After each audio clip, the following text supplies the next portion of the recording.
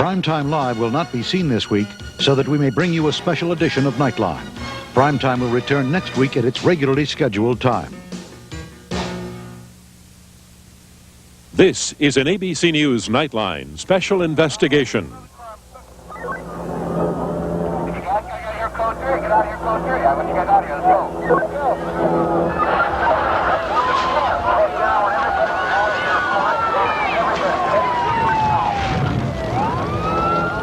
All of us have a responsibility. I don't think anybody ought to think that they're free of any kind of blame.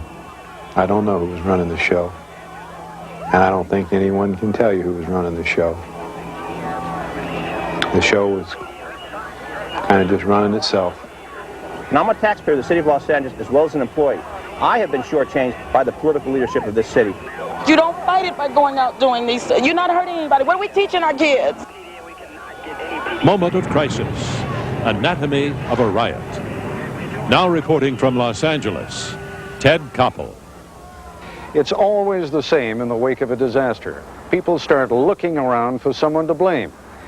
In the case of what happened here in South Central Los Angeles, there are plenty of candidates. Obviously, you blame the arsonists who burned down these stores, the people who dragged motorists from their cars and trucks. You can blame the gap between the public's perception of what happened in the arrest and beating of Rodney King and the perception of the jury. The social and economic conditions also contribute toward producing the sort of rage that erupted here a month ago. But this is not a program about the underlying causes of the unrest. The roots are too deep. This report has another focus.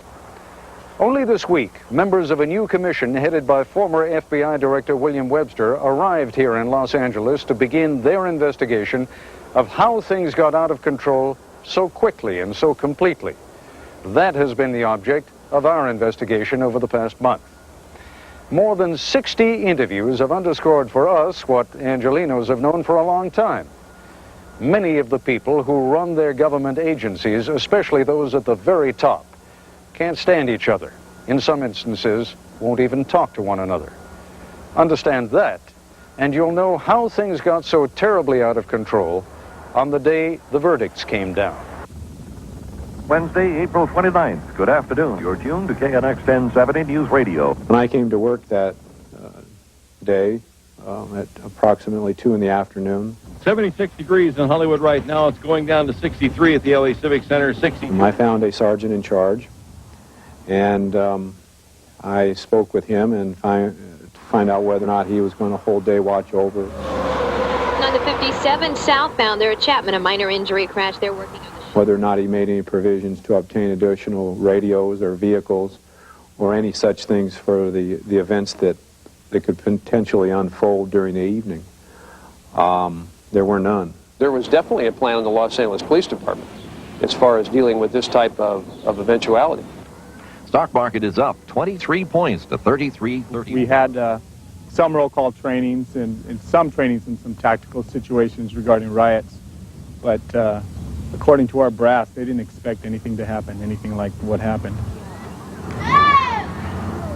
KFWB News Time, 2:43. The jury deliberating the King-beating case says it has now reached verdicts on all but one count. Just before they read the verdict, I had butterflies in my stomach, just wondering what it was going to be. We were walking our footbeat, Dan and I, and Jesse is one of the shop owners there, and we stopped in there because we knew we could watch the verdict as it came down. Judge Weisberg had given Los Angeles authorities 2 hours' notice before the verdicts were announced. At the courthouse in the Simi Valley, John has been covering the trial from the outset. I see Judge Stanley Weisberg on the bench. Let's cut to the courtroom right now. We, the jury, in the above entitled action, find the defendant, Lawrence M. Powell, not guilty of the crime of assault by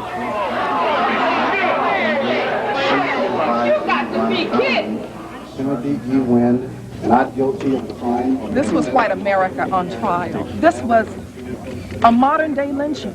How in God's name could a verdict come back? All these verdicts of not guilty? You're innocent, man! You're innocent! I keep doing your job! Lieutenant Mike Mula and his officers of the 77th Street Police Station would be on the front line when trouble broke out later at Florence and Normandy Streets. The number one thing that concerned me during the evening, and I told the roll call, is that there was no plan that I knew of. I had never seen a plan, and that this was one of the very first days in my 20 years of coming to the police department that I was significantly concerned about my safety and the safety of my officers and the policing of the community before I ever came to work. Now, Eyewitness News at 4. Good afternoon. A lot of people right now are saying it is a shocking development in the Simi Valley. Not guilty. That's what the Los Angeles police officers accused of Rodney King heard just within the hour.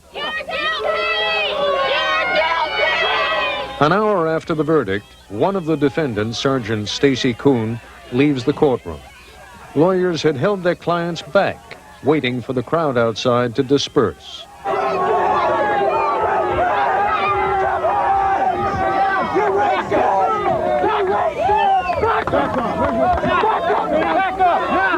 I was stunned, shocked. I could simply not believe it.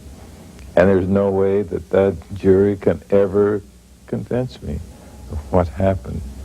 It didn't make sense. I saw it with my own eyes, and they were telling us with that verdict. We didn't see what we knew we had seen on television. But in conveying his shared sense of outrage to the community, Mayor Bradley, in the eyes of many police commanders, contributes to the problem. That in itself inflames the attitudes of the citizens of Los Angeles. That we did not account for. And I guarantee you, from my perspective, that had an impetus into this entire set of circumstances. No question about it.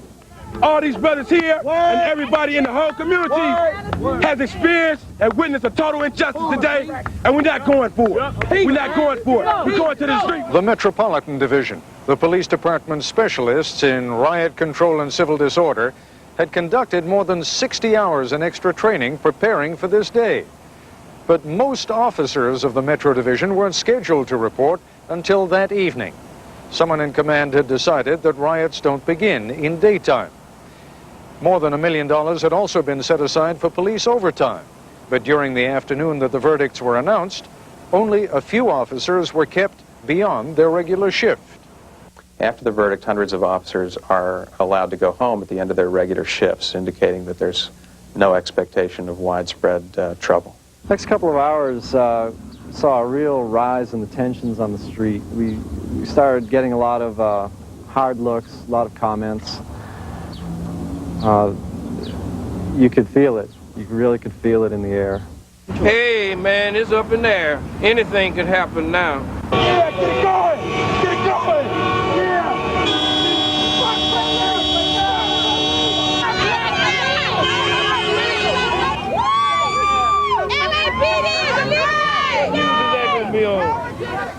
The Los Angeles Police chronology places the first indication of trouble at 4:30. A crime call came in from a local liquor store. A gang member's account fits strikingly with the police record and with the recollections of a news photographer. From my understanding, people went to the store and just decided that they weren't going to pay for what they were getting. They were stopped at the door, and at that point, Mr. Lee's son was hit in the head with a bottle of beer. Over our radio, we heard a unit put out a help call or an assistance call at Florence and Normandy, and that's when Chris and I first drove through that area. I guess Mr. Lee, who was sitting behind the counter, pushed this little panic button, or whatever you want to call it, and that brought the police there in a hurry.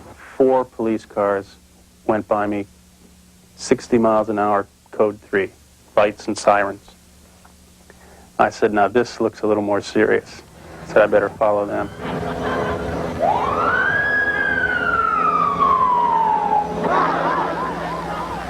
About 4:30, 5 o'clock, we had heard that there was a gang of police out there on the corner. And when we came out from the back, we had saw them chasing one of our little homies. Photographer Bart Bartholomew was documenting what would later prove to be the genesis of the riots. I went through the crowd and got to police officers who were effecting an arrest. And the crowd was yelling at the officers and actually tried to wrestle the suspect from the police. If there were 30 officers there, I'll bet there were 150 people there. I tried to maintain a level, a coolness and a control that would at least allow me to keep shooting. I think you'll see in the second picture that his hands finally wound up behind him in handcuffs, and he was completely under arrest. This was a time when he was thrown up against the side of the car. I realized moment by moment that what was building here was going to boil over. At the time the officers were attempting to maintain some type of a skirmish line, they were being, of course, pelted with rocks and bottles and everything. As the rage in the crowd grew, the level of tension rose. Someone right behind me, as close as shoulder contact to me, said, "Cop's going to die tonight." And I heard another voice over on this side that said, "It's Uzi time." I looked at the situation and I made a determination in agreement with the supervisor on scene that it wasn't worth it.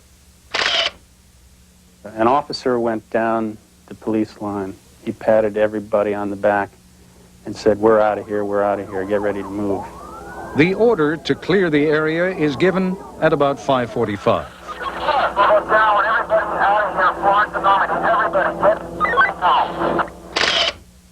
One officer is already in his car on the driver's side, and a second his partner is entering the shotgun side of the car.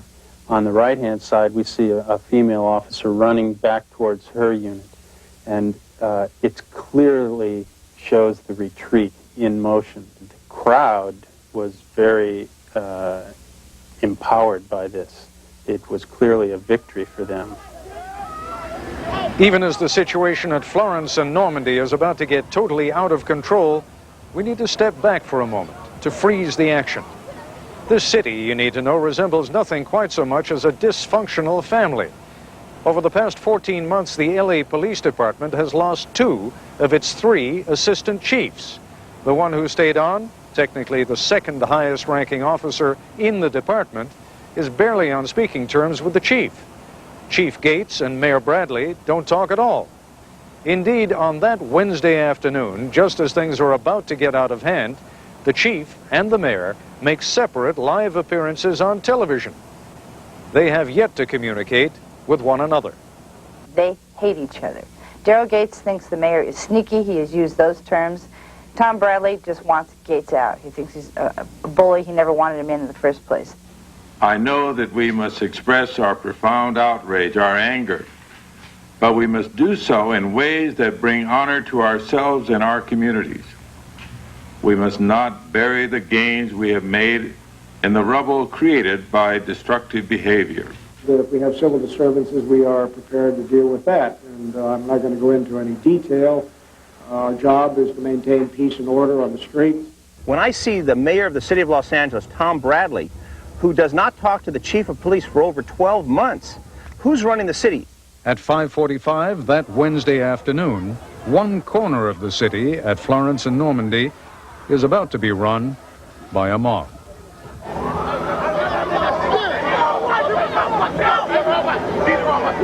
When the crowd had seen the police retreat, they had no one upon whom to focus their rage, and it turned to me.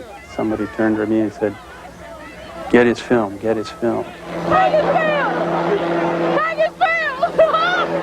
Someone in the crowd helped me.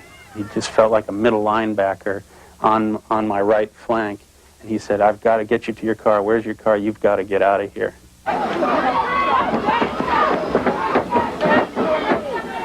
Somebody jumped on the hood, started kicking the windshield. Big crack came across the front of the windshield.